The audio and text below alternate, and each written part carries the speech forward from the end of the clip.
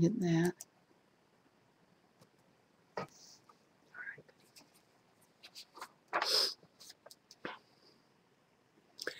Good evening. I'm Paul Fredette, and with me here is my wife, Karen. Together, we serve hermits and religious solitaries around the world through Raven's Bread Ministries, from right here in our home in the mountains of western North Carolina. Last week, our presentation focused more or less on offering a profile, so to speak, of hermits, individuals who embrace solitude as a way of life for spiritual reasons. We noted during that presentation some of the common characteristics that people have found in genuine hermits. And we noted as well some of the common misconceptions about people who choose this path. Last week, we closed our consideration with a guided imagery led by Karen that was entitled The God Tree. It was an exercise designed to help stimulate our imagination about how we relate to God and how we see ourselves in relation to the holy, and to some extent, how other people figure into that understanding and that experience. We also promised you that this week we would share some of the insights that those of you who were listening and participating had and communicated with us through the week, as well as other individuals who've participated in this exercise before. So now, Karen, do you think you could just summarize the exercise again for those who are tuning in for the first time? And then we can move on to offering some of the insights and some of the experiences that other folks have had. Yeah, I'd be glad to. The God Tree exercise was designed to help individuals, as Paul said, become more aware of their relationship to God in ways that they may never have been before. They were asked to imagine themselves in a garden of some sort, and as they were standing there, become aware of the fact that God was there as a tree. It could be any kind of tree. And it is significant whatever sort of tree came to your mind. It's important to keep in mind that images never lie. They may surprise us. Mm-hmm. We may try to change them. But the first things that pop into our mind when we're asked to imagine something are truthful, and we can trust them. The same is true of our feelings. What feelings come up are true things. We can trust them. We may not like them, but it is very helpful to acknowledge them for what they are. As we asked our listeners last time to imagine themselves in a God tree, they were asked then to realize that they themselves were also a tree. And what kind of tree was that? What relationship did that tree have to their God tree? And we walked through it slowly, asking questions like, was there anything happening around your God tree or around your tree? And what did these things mean or say to you? We got a number of responses from people who have done this exercise, and I'd like to share them with you now. One woman emailed us, and she said that she had gone to a nature sanctuary in her mind and found a glorious sycamore tree that she truly loved. It was so large that most of the other trees were growing around it at something of a distance because of the shade it spread. We had suggested that the your imagery take place on a warm summer day. But she said that her God tree had no leaves. She knew it wasn't dead, but it was dormant at this point. She herself was a soft maple, and she explained to me that a soft maple is a rather fragile tree. The branches break off rather easily. It can be damaged in a storm, but it's a survivor. But her tree also was dormant. It had no leaves. And so when you sit and think about what this might mean, could it be that for this woman, something is waiting to happen? Something in her relationship to God, and something in herself. It's a very hopeful meditation, it seems to me. Now, there was a man who had went through this exercise, and he saw God as a glorious redwood tree, one of the great big ones. He himself was also a redwood tree, growing nearby, but much smaller. He felt like the great redwood was catching all the sunlight, and its roots seemed to be absorbing all the nutrients, all the moisture from the soil. And he was feeling a little uneasy about that.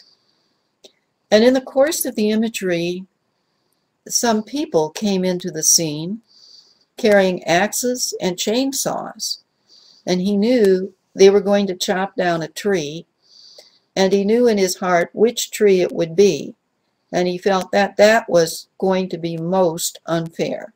Oh, he felt they were going to cut down his tree. Yes, the smaller tree. And he said afterwards he had not realized that he was angry with God about some things in his life. And it's important for us to realize what we are feeling with regard to God. If we're angry, it's important to note it. There's nothing wrong with being angry with God. Things happen. We don't like them. We're going to be angry, especially if it feels unfair. Now, there was another woman who was working at this exercise, and she could not get her tree, her God tree. He was a rock. Though she would have liked to have had God be a tree, she saw this warm, big, sturdy rock. And she was a small pine tree growing near it with her roots wrapped around and steadied by the rock. Now, what does that say about her relationship with God? What would that tell her? That she's being held in place and steadied by the relationship with God, which perhaps she wasn't fully aware of. Another woman, she is an elderly woman, and she is facing a 9th very painful surgery. She's been through these surgeries many times. She has other health problems, and nobody is going to tell her that everything will be all right. She is concerned. She is worried. Her God tree was a great weeping willow, and she herself was also a weeping willow, a small one, very close to the great weeping willow, whose branches swept over her in a very gentle, loving way. And she said after this experience, she felt much more peaceful about what was coming. She felt God was with her. God understood what she was fearing and what might happen. I suppose it isn't fair if we don't share what our experience of the God tree was.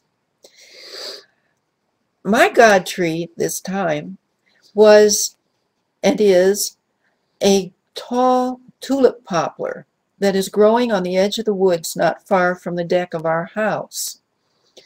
Now, tulip poplars, for people who aren't aware of them, are noted for how straight they grow, how tall they grow, and they do have tulip flowers growing up in the early spring, mainly near the top of the tree. These yellow tulip-shaped blossoms are up there. But very often, it's hard to make them out. You hardly know they are there at all until the blossoms start falling. And then I will find these yellow blossoms with an orange center on the ground. And there'll be many of them around me.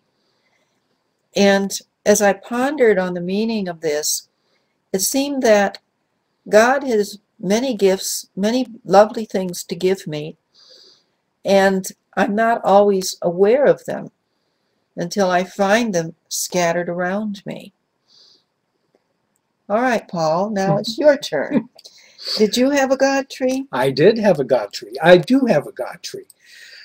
From time to time it looks different, but for the most part, when I was a young man and made my first foray out of the Northeast and headed to the state of Mississippi, I fell in love with the huge mimosa trees, and I had one growing in my yard that gave so much extensive shade, and in the heat of Mississippi, it was welcome. And besides that, the fragrance in the air in the blooming time, the mimosa is a beautiful deep rose blossom, and it just fills the air all around with a wonderful, wonderful fragrance. Whenever I sang the praises of the mimosa tree, though, people quickly reminded me how messy they were. Mm-hmm. And how much cleaning up of yards people had to do who had mimosa trees.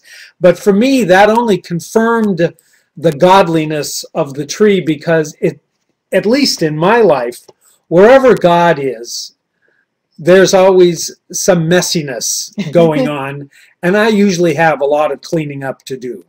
So it remains for me still a very powerful symbol of the holy in my life. So we can agree that our images do not lie, and our feelings about these images do not lie. They tell us things. They answer questions for us. Mm-hmm. Sometimes we don't get the answers right away, what the tree might, or our imagery might be telling us.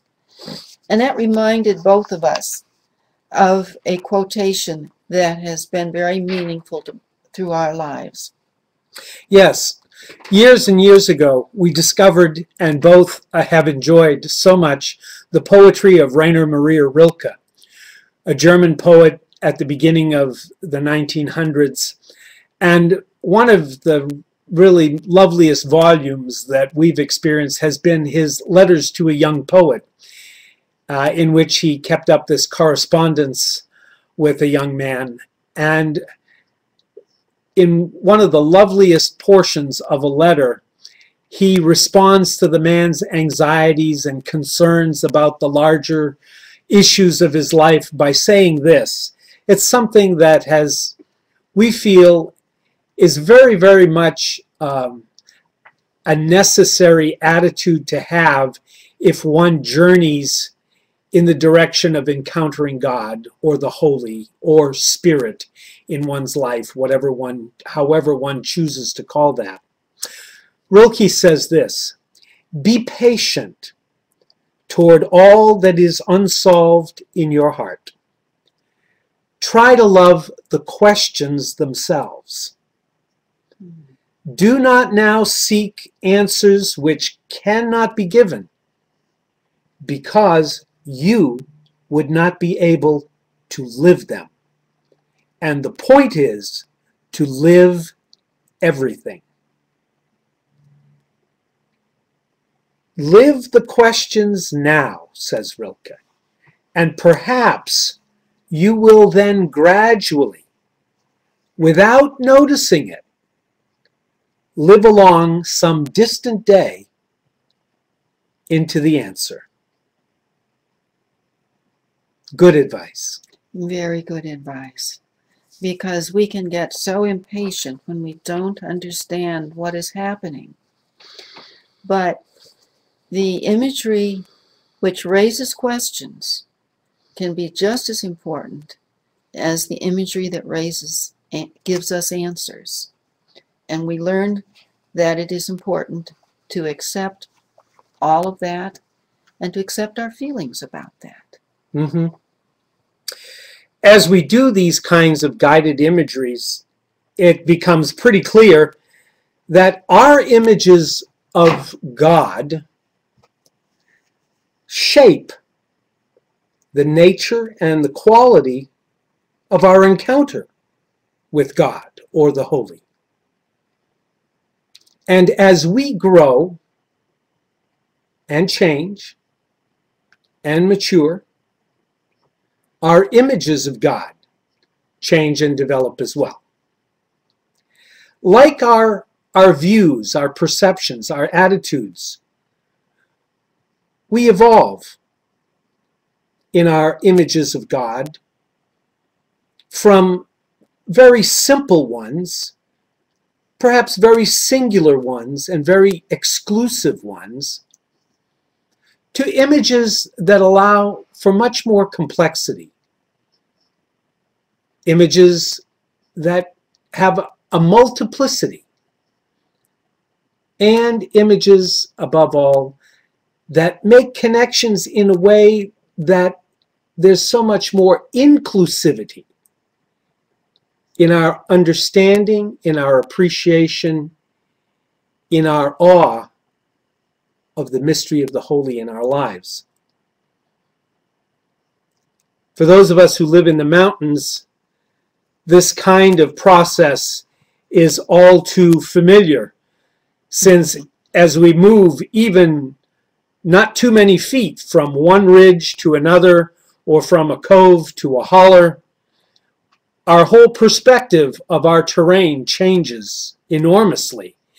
And what looked like it had one shape and one dimension before suddenly gets completely changed. And yet, it's the same ridge. It's the same cove.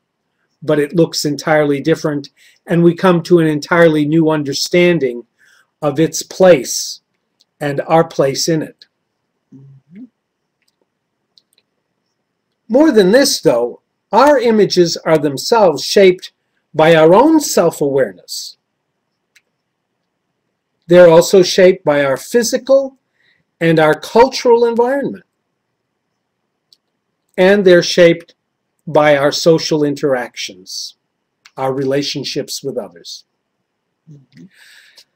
I know, and Karen knows, is very familiar too, that after working for nearly 2 decades in the field of community mental health,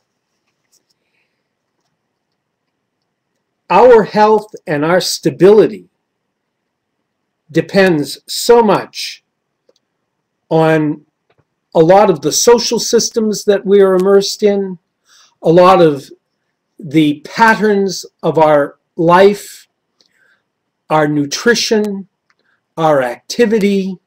All of these things contribute to our inner balance, our inner serenity, our appreciation and need for others. So often, fears and isolation and depressions and multiplicity of emotions can result from so many different factors. And these factors as well influence our image of the holy, our experience of the holy in our lives.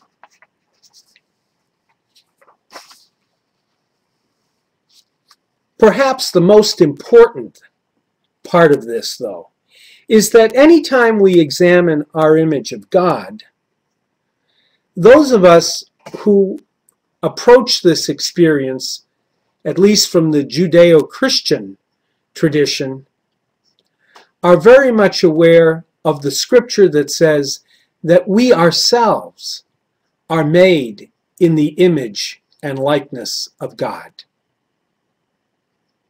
It's in Genesis. Many would even maintain that our very capacity, our very ability to image God, to imagine God, is based on the fact that we bear within us from our own creation. We bear the divine image in our very DNA. Without that, we wouldn't even be able to conceive of God. The divine spark is there within us at the start. And it's that that allows us to recognize and to respond day after day in our journey as we mature in our appreciation and our love of God. Everybody's familiar with the childhood taunt, "It takes one to know one." On a more serious note, it's so true that we cannot recognize truth or beauty or goodness or duplicity or evil or fear outside ourselves unless we first experienced it within ourselves. We would have no way of identifying it. It comes from within first. That's where the journey begins. It's where the journey begins for all hermits, within. Several years ago, a small volume was published that was entitled "From Image to Likeness: A Jungian Path in the Gospel Journey." In that book, the authors characterized our being created in the image of God as the potential inherent in all human beings. The divine image is the potential that's inherent in us, much like an acorn or a walnut or a hazelnut or a sunflower seed carry within it all that is necessary for it to come to fruition as the great oak or the beautiful sunflower or the walnut tree. And that our likeness to God, image, likeness, our likeness to God is the fulfillment of a life journey. It represents a maturation, like the full-blown tree, and that our true and close resemblance comes into view only after a long process of development. When I think about this for a few minutes, it reminds me very much of a dynamic that has been going on for years in our family. My mother and father were both very dark-complected, dark-haired, dark-eyed people, and of their 6 children, the first 5 have the same complexion and the same hair color and the same eyes. The last born, my baby sister, had blonde hair and blue eyes. Now, there was no doubt she was part of the family, and there were too many other things that reassured us of that, but it was kind of hard to say who she resembled. Or as we say around here, who do they favor? And it really isn't until Celeste has come into midlife that the rest of us can see all too clearly. She doesn't resemble my father or my mother, but she certainly resembles my great aunt. As they say here, a dead ringer for Aunt Ida. Celeste doesn't like to be reminded of that. But nevertheless, it was something that was hardly apparent when she was an infant, but is all too apparent now. and speaks somewhat to that same dynamic of image and likeness, the dynamic that is at the core of the life journey of all human beings. And for the hermit, this is especially true since it becomes the all-consuming focus and preoccupation of their life, is the journey that seeks to reconnect that initial divine spark with all of their experience. As we know, so much of our modern, high-tech, high-info age demands so many disconnections of us. We're disconnected most of the time from much of nature and the natural rhythms of life, even waking and going to sleep. Goodness knows our nutrition has changed over the years, and we consume so much artificial food. We're even disconnected from the seasonal changes of our world, since we spend so much time inside and in office buildings, and completely disconnected from the natural rhythms of our world. Part of the encounter with the holy is to once again make those connections, not only with nature, but the people that are around us, to reforge connections and to be able to recognize the divine spark that exists in all of us. Hildegard of Bingen, the great German mystic, 800 years ago, said, "Everything that is in the heavens, on the earth, or under the earth, is penetrated with connectedness, full of relatedness." This is the experience that the hermit and the religious solitary devote their entire lives to. In the American Northwest, the great chief, Seattle, echoed those same sentiments just 150 years ago. He put it this way: "Humankind has not woven the web of life. We are but one thread within it. Whatever we do to the web, we do to ourselves. All things are bound together. All things connect." And that connection is founded in the fact that we are the image and likeness of God. We have one of our readers of Ravensbread writes to us frequently, and he has a wonderful saying, but you have to ponder it to get its fullness. He says, "God is living in us as us." Think of that. God is living in us as us.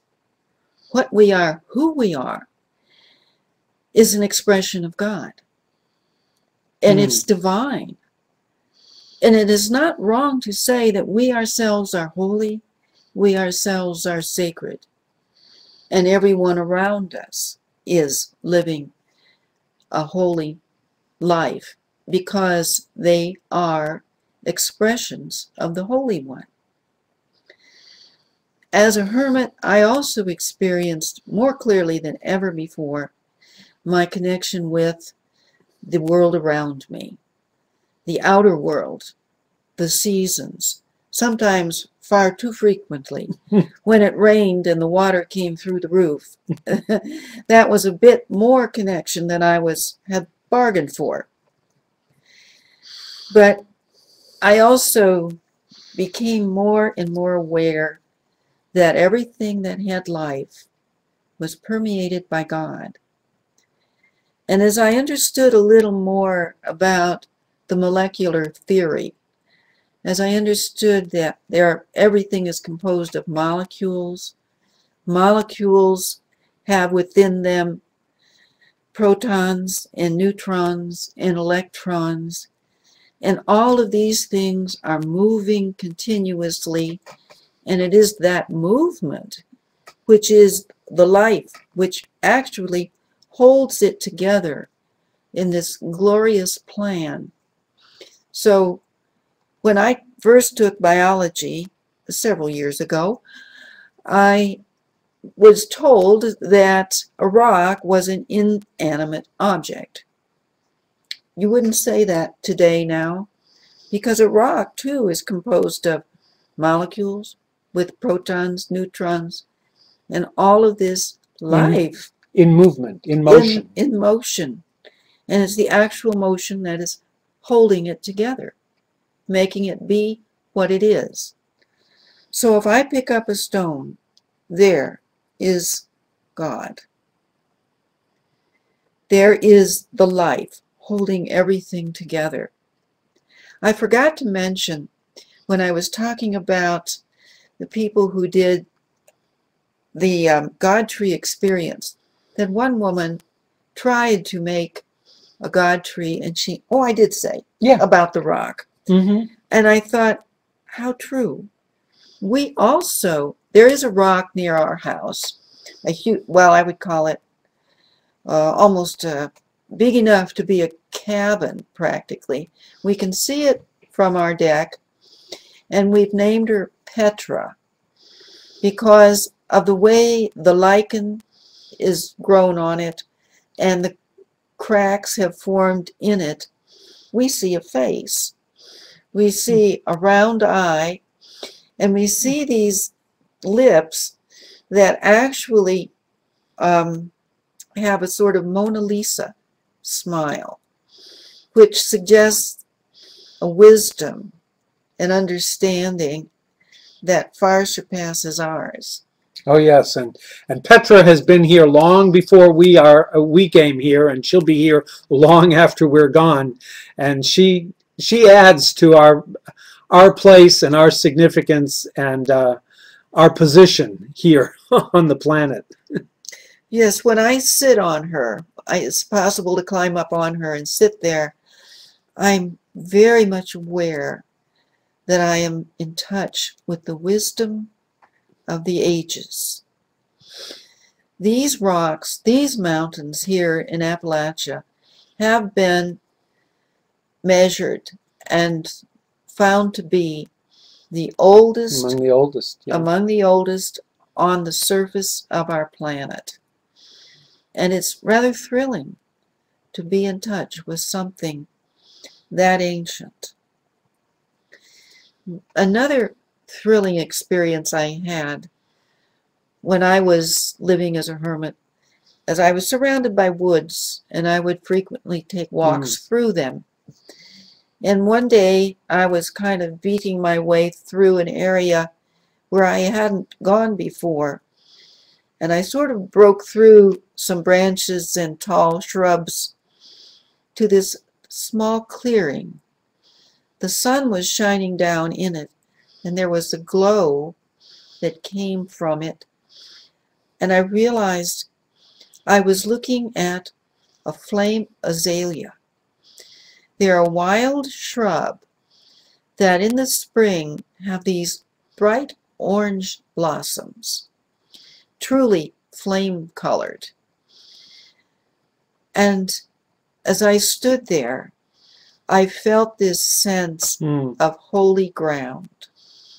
I thought of Moses' experience before the burning bush, and I was moved, and I did take off my shoes, because where I was holy. And I thought, perhaps this is where the deer come to pray, where they bend their knee to the sacred that is around them and within them. Now, not all my experiences of vegetation that is full of life, of the God life, was entirely as moving and comforting as that one was. There was and is a lot of wild rose shrubs that are positively dangerous. They have back curved thorns on them that are very big. And these thorns are formed on the long canes of the shrubs that weapons. I swear they reach out for you.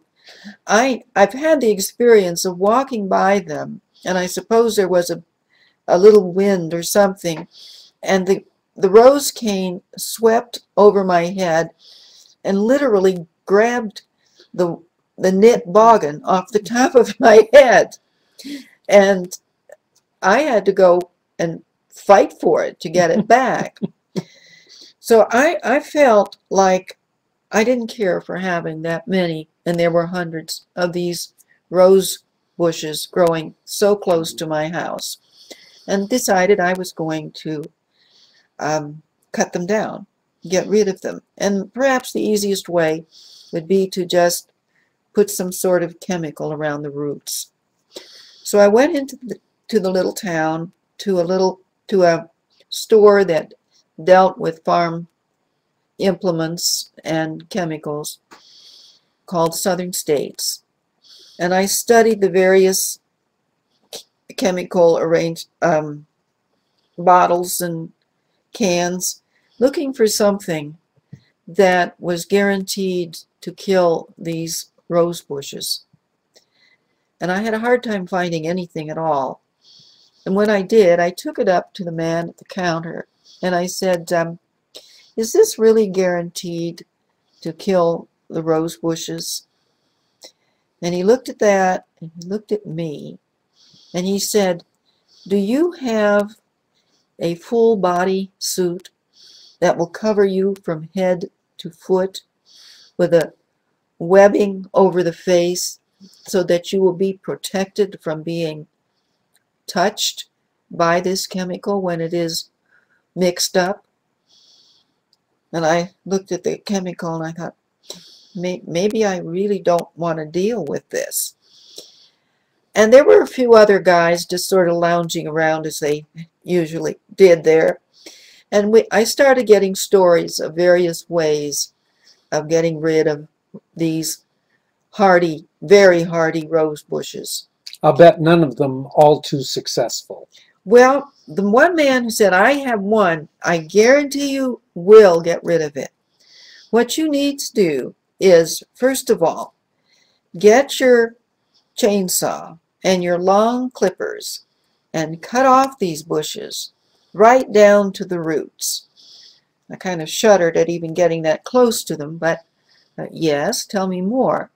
And he says, once you've got them cut down to the roots, then you get on your tractor and you plow over them and you till them and you disc them until you have cut up the roots and you have cut up and stirred up the earth all around them.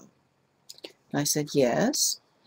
And then he said, the next thing you do is that you get rock salt and you pack it in through the earth and around these roots. And then you take your tractor and you spread it over and cover the salt so that it won't wash away and will sink down and kill those roots. I thought, oh my goodness, that's more work than I am ready to buy into.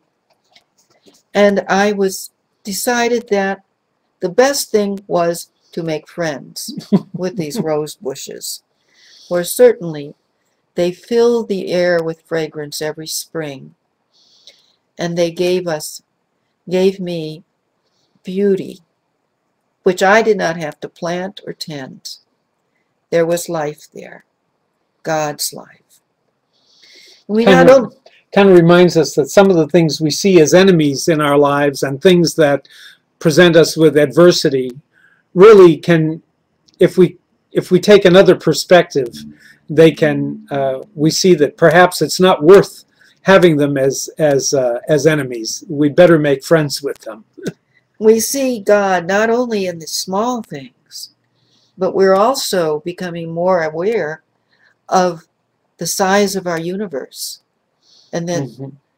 it is outgrowing larger and larger. Would you tell about something that just impressed the both of us in that Well, regard? probably a couple of years ago now. I'm not quite certain when, but for any of you who are viewing who are recipients of National Geographic magazine, know that occasionally they enclose these maps. And once we came across this map that we found truly amazing. It was a map that tried to illustrate the known portion of the universe with all of the charted galaxies and the nebula and many of the stellar configurations and everything. And in one small corner of this huge fold-out map, there was the Milky Way galaxy. And in one corner of that galaxy, there was a small, small white arrow that was imprinted there. And right underneath the white arrow, it said, "You are here."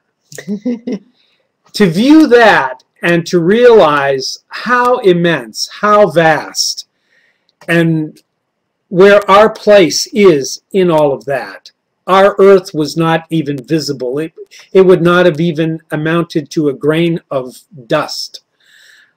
And yet, it is all creation, and it's all imbued with divinity. It's all imbued with holiness. It was an amazing moment for us, and we've kept that map just as a sort of a reminder.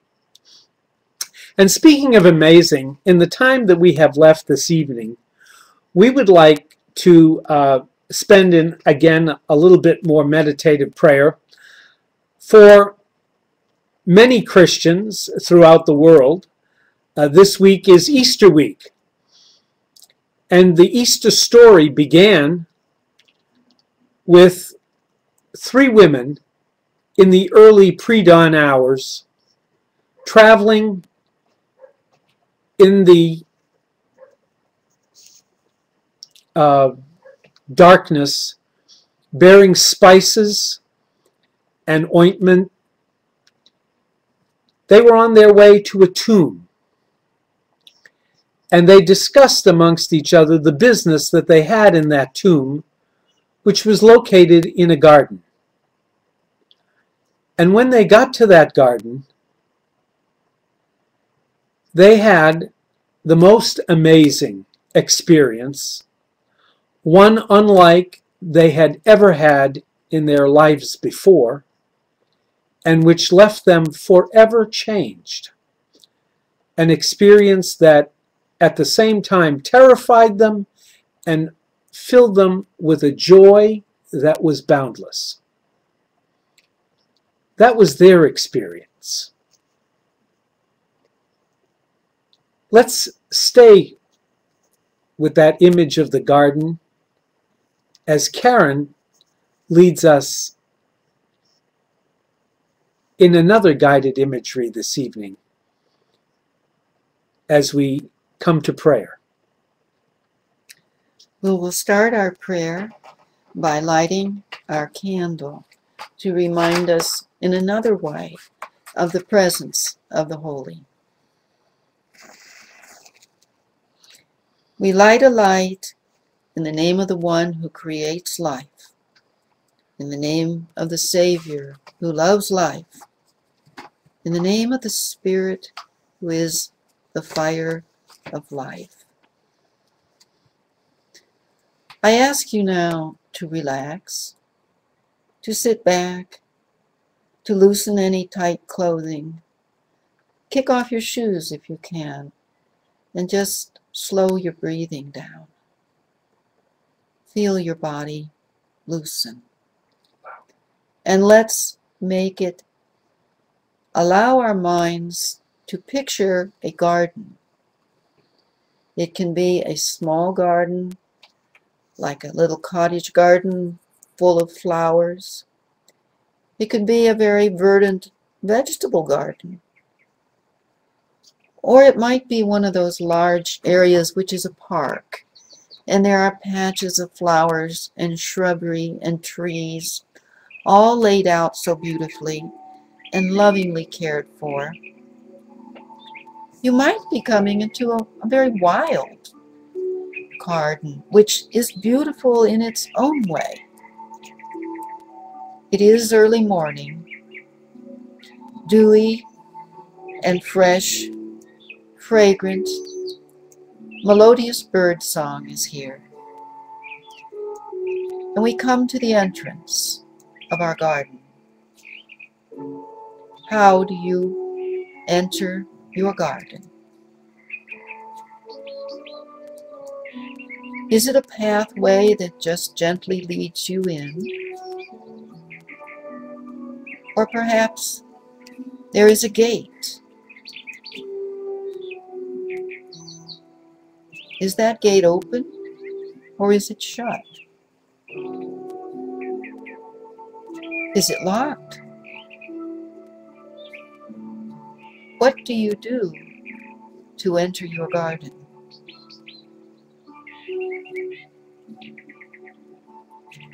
As you overcome any obstacles that may be there, you realize that what you have just entered is familiar to you in some way.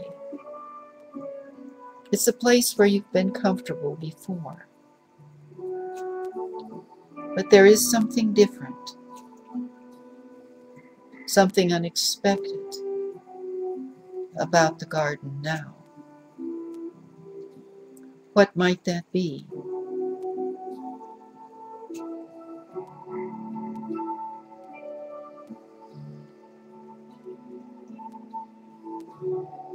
You begin to realize that you are not alone. Someone else is here with you.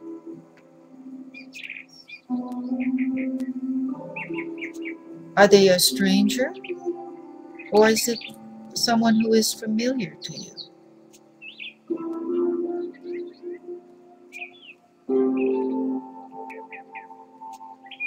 How do you feel about this person being here with you in the garden?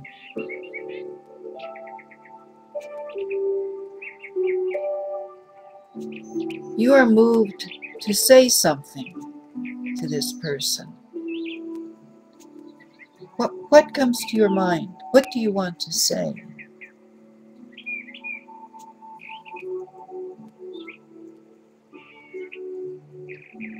This person responds.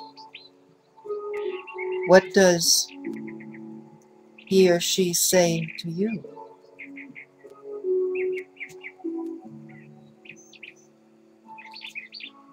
How do you feel about what you've heard?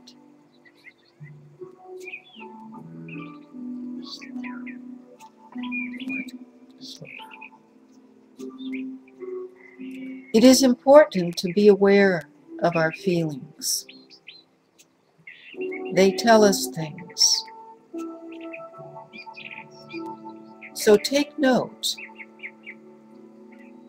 You may want to later on write down what you experienced and what the images were that came to you. Or you may just want to repeat them in your mind.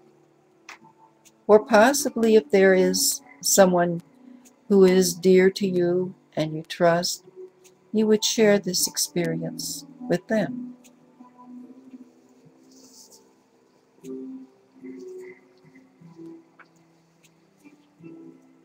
As we come out of this imagery, do so slowly and allow yourself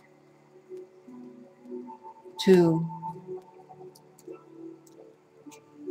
come back to where you were before we entered the garden.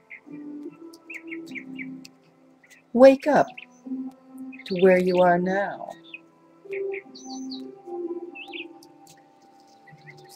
There is, if you wish, you can share this experience with us,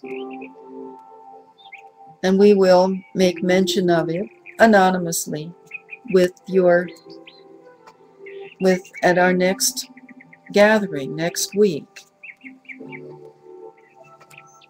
You can email us at pkfredette, FREDETTE,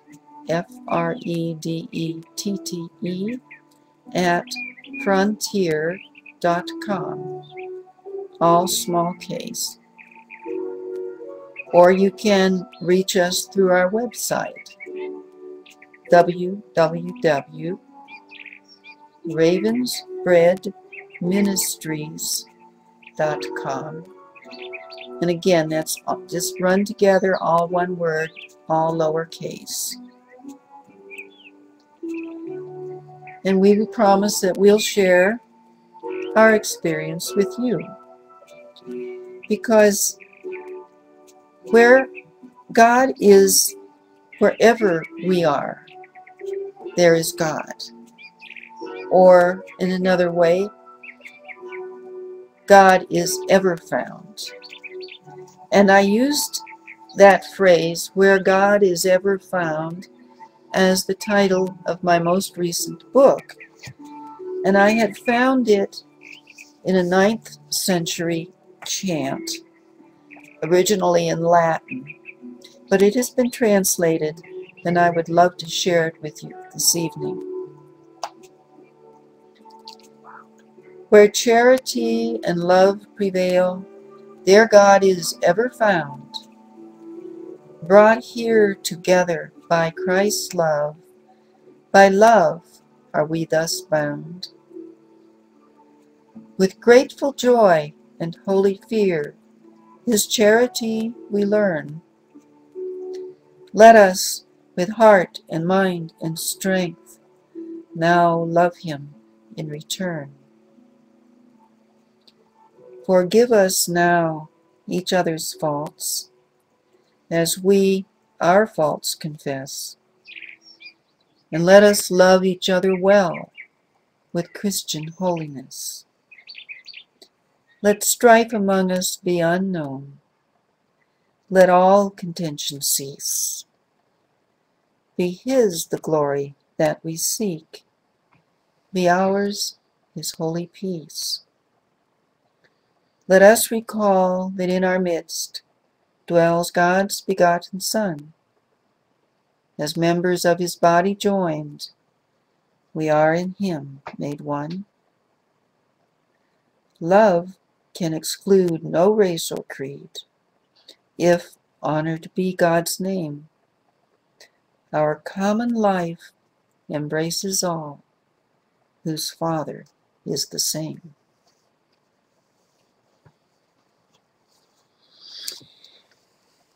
In silence now, or in whatever way your heart moves, let's together give thanks for this day that has been and pray for the life of the world.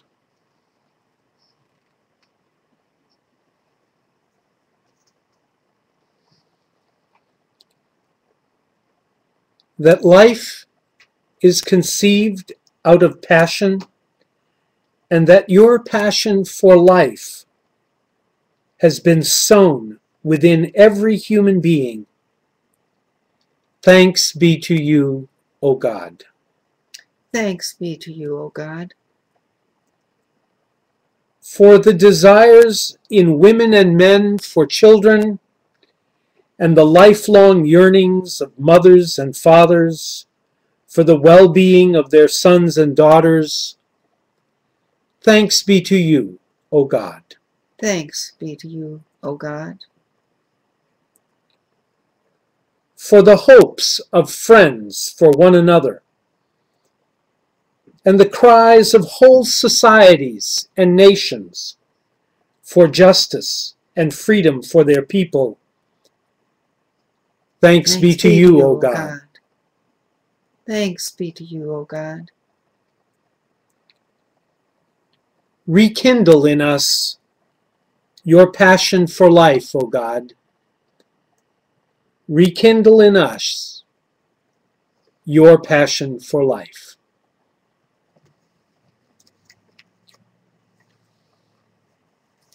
Renew us this night in the image of your love. Renew us in the likeness of your mercy, O God. May any refusal to forgive that lingers with us from the day, any bitterness of soul that hardens our hearts, be softened by the graces of the night. Renew us in the image of your love, O God. Renew us in the likeness of your mercy.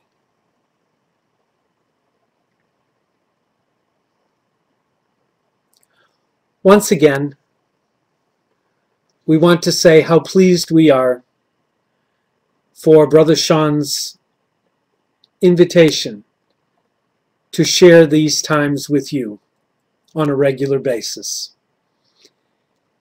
And we're also very grateful to David Holmes for his generous assistance in helping us to put these presentations together and convey them to you.